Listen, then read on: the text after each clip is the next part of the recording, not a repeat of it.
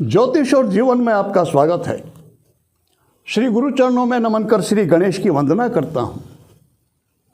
कृष्णम वंदे जगत गुरुम। भगवान श्री कृष्ण के श्री चरणों में मैं नमन करके आज चर्चा करता हूँ श्रीमद् भगवद गीता के चौथे अध्याय के ऊपर। ज्ञान कर्म संन्यास योग, यह नाम है इस अध्याय का। बहुत महत्वपूर्ण अध्याय ये इसलिए कि इसमें भगवान कृष्ण ने यज्ञ के ऊपर और आत्म तत्व के ऊपर, वैसे तो गीता में, संपूर्ण गीता में आत्म तत्व का ही संबंध है, उसी पर चर्चा। कई बार हम कई ग्रंथों में बहुत गहन संदेश छुपा हुआ देखते हैं। आम व्यक्ति कहता है कि यह हमारी समझ से बाहर, सार क्या है इसका, क्या हमारे लिए इसके लिए उपयोगिता है, वो थोड़ा समझा दो, वो थोड़ा हमें ज्ञात हो सके ताकि हम उसका लाभ ले सकें। यज्ञ कितने ही प्रकार के यज्ञ हैं, किस किस का यज्ञ होता है, केवल वो अग्नि में सांकल्य की आहुति देना वही यज्ञ नहीं है। यज्ञ कई प्रकार के, इसे समझना है तो गीता के इस अध्याय का अध्ययन करना चाहिए। इस गीता का महत्व यह है कि ये कल भी महत्वपूर्ण था, आज भी है, कल भी रहेगा। इसकी उपयोगिता जैसी 5000 वर्ष पूर्व थी, वैसी ही आगे 5000 वर्षों तक रहनी है।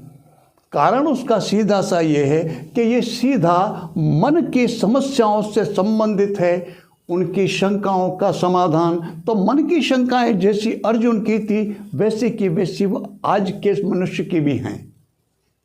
न्यायालय में जब किसी व्यक्ति को गवाह देने के लिए, गवाही के लिए बुलाया जाता है, तो कटघरे में खड़े होकर के उससे एक पुस्तक के ऊपर हाथ रख के शपथ दिलवाई जाती है।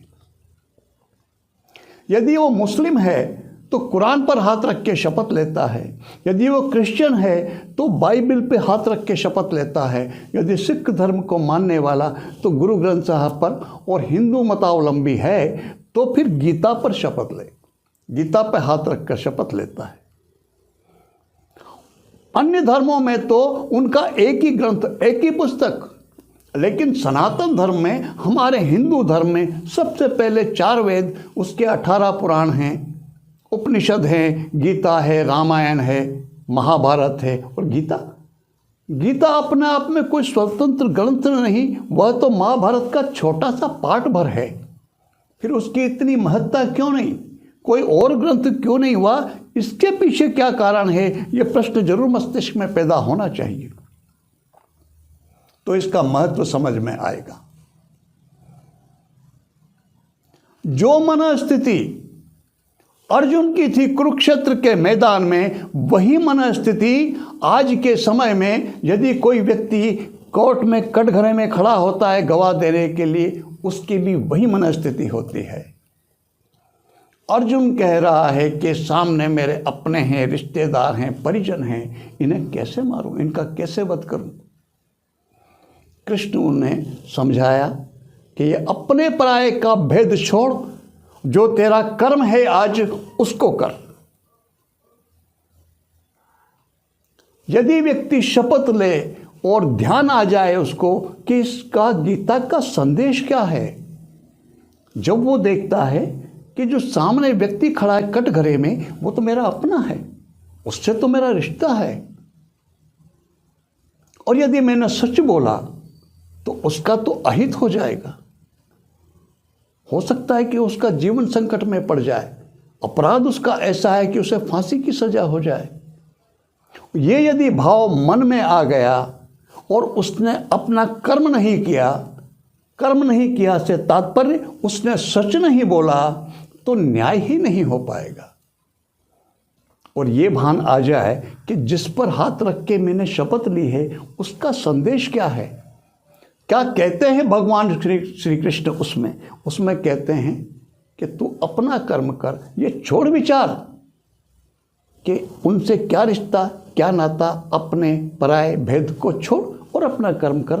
और आज तेरा कर्म है युद्ध करना, तो तेरा क्या रिश्ता है, क्या नाता है, मित्र है, कौन है कौन नहीं, इस बात को छोड़, सच बोल। जो हुआ था वो बता, उसको जो सज़ा मिलेगी वो उसके कर्म का फल है, तुझे ये विचार करने का कोई अधिकार नहीं। इतना महत्वपूर्ण, इसीलिए गीता कल भी प्रासंगिक थी, आज भी है और कल भी रहेगी। भगवान कृष्ण ने इसमें जो वचन दिया उसकी बहुत चर्चा होती है, वो थोड़ा समझने जैसा है। इसमें वो कहते हैं यदा यदा ही धर्मस्य ग्लानिर्भवति भारत अभ्युत्थानाम धर्मस्य तदात्मानं सृजाम्यहम्।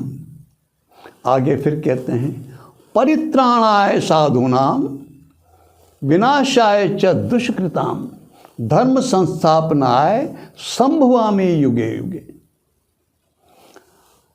इसका बहुत प्रचार, बहुत विश्वास, आस्था रखता है हर धर्म। हमारे हिंदू धर्म में, सनातन धर्म में आस्था रखने वाला हर व्यक्ति भगवान कृष्ण आएंगे और ये जो पूरे संसार में, जगत में, खास करके हमारे देश में अगर कुछ भी गलत हो रहा है, कोई दुष्ट प्रवृत्ति के लोग कुछ भी अनुचित गलत कर रहे हैं, तो उससे हमारे देश की रक्षा करेंगे, हमारे भारत की रक्षा करेंगे। उनकी तर्जनी पर सुदर्शन चक्र होगा, मोर पंख धारण किए होंगे, बांसुरी उनके हाथों में होंगी। यह स्वरूप कृष्ण का ऐसे कोई न कोई वो जब भी आएंगे हमें इन संकटों से मुक्ति दिलाएंगे, ये धारणा लेके चलते हैं।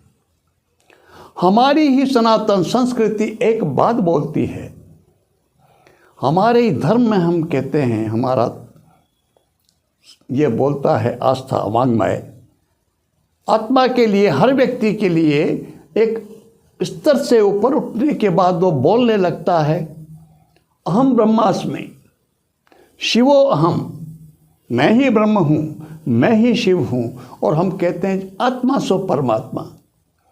प्रत्येक वो व्यक्ति जो सांस ले रहा है, जो जीवित है, वो विष्णु का ही अंश है। विष्णु व्यक्ति को जीवित रखते हैं, वह भाग विष्णु के अधीन, ब्रह्मा के अधीन जन्म का वो कार्य कर चुके। जब शरीर जरा से एक सीमा तक पहुंच जाएगा तो फिर महेश का काम है, लेकिन जब तक जीवित है, सामर्थ्यवान है, वो विष्णु, और भगवान कृष्ण विष्णु के ही अवतार, उन्हीं का अंश, आत्मा सो परमात्मा। तो कोई भी व्यक्ति, वो कहते हैं संभवामि युगे युगे, वो तो कह रहे हैं कि मैं हर युग में मेरा आना संभव है, हर युग में आऊँगा मैं। इस धरती पर, इस भारत में जब जब भी धर्म का, सनातन धर्म की हानि होगी, दुष्ट प्रवृत्ति के लोग जब जब भी इसको क्षति पहुंचाएंगे, मैं आऊँगा और धर्म की रक्षा करूँगा। जो साधुओं की सी प्रवृत्ति, जिनकी, जो सत्पुरुष हैं, जो सज्जन लोग हैं, उनकी रक्षा के लिए मैं हर युग में मेरे आने की संभावना है, किसी न किसी रूप में। यही इसका भावार्थ है। आवश्यक नहीं है कि जिस स्वरूप में भगवान कृष्ण को देखते हैं इसी स्वरूप में वो आएंगे।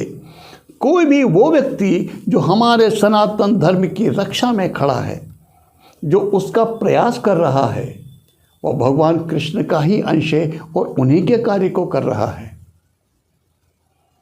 हम सनातन धर्म के इस स्वरूप को समझें, इस उनके वचनों को समझें और आसपास दृष्टि डालें। हर युग में, हर समय हमारे देश में, इस भारत में कोई न कोई व्यक्ति ऐसा अवश्य हुआ है जिसने सनातन धर्म के पतन को रोका है, उसे अक्षुण्ण बनाए रखने में अपना महत्वपूर्ण योगदान दिया है, प्रयास किया है, मेहनत की है। तभी तो आज तक भारत में सनातन धर्म जीवित है, अन्यथा कभी का नष्ट हो चुका होता। भगवान कृष्ण के समय में भी शिशुपाल, वो तो उनके बुआ का ही लड़का था, वो भी कितना विरोधी, भरी सभा में उनको वो अपशब्द गालियां दे रहा था। परिणाम क्या निकला वो सबको पता है। तो आज भी ऐसा है। हम ये नहीं कह सकते, ये नहीं सोच सकते जो हिंदू धर्म के पालन करने वाले हैं वो हिंदू धर्म की रक्षा में ही सब लगे हुए हैं, ऐसा नहीं है। कई हैं जो हमारे इस सनातन धर्म को स्वयं इस धर्म में जन्म लेकर के ही इसे जो नष्ट करने वाले हैं उनकी सहायता कर रहे हैं, उनके पक्ष में खड़े हैं और खुद भी वैसा ही कर रहे हैं। और एक तरफ कई व्यक्ति ऐसे हैं जो इस धर्म की रक्षा कर रहे हैं, इस धर्म की वापस पुनः इसको संस्थापन करने का प्रयास कर रहे हैं। तो भगवान कृष्ण कहते हैं कि मैं हर युग में आऊँगा। हमें उसको समझने की ज़रूरत, आवश्यकता है। हम अपने आप को देखें, जितना प्रयास हम कर सकते हैं, हम सनातन धर्म की रक्षा करने के लिए जितना हम कर सके प्रयास वो हमें अवश्य करना चाहिए। खुद कुछ नहीं कर सकते तो जो करने का प्रयास कर रहे हैं उनके साथ, उनके सहयोग में खड़ा होना चाहिए। खड़े नहीं हो सकते, बोलना चाहिए। बोल नहीं सकते तो विचारों से कम सहयोग दे ही सकते हैं। तो हम कृष्ण का ही काम करेंगे। वो जो बोल रहे हैं उनके उस वचन की ही पुष्टि करेंगे। अलग से कोई जो स्वरूप भगवान कृष्ण का है उसमें कोई अवतार होगा और वो फिर सुदर्शन चक्र घुमा करके और सभी दुष्टों का नाश कर देगा, ये यदि हम प्रतीक्षा करते रहेंगे तो काम नहीं चलेगा। ऐसा कुछ भी होने वाला नहीं है। जो कर रहा है, जो भी व्यक्ति है, हमें वो समझना है। वो किसी भी स्वरूप में आ सकते हैं। आवश्यक नहीं है कि स्वरूप वही हो जो भगवान कृष्ण का हम देखते आ रहे हैं, सनातन स्वरूप जो अब तक देख रहे हैं वही उनका स्वरूप हो, ऐसा नहीं।